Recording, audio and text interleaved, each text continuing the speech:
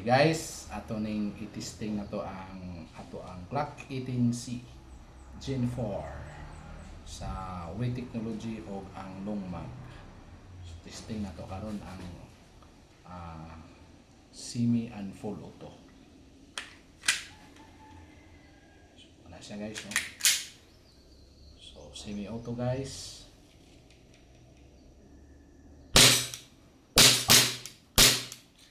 Baba na to para sa full auto. Yan yung nakalindot sa airsoft guys.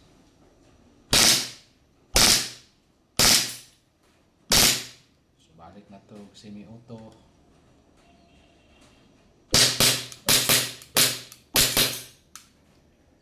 Slide lock na guys. Magazine release. Wa na bala og ato ang hammer down.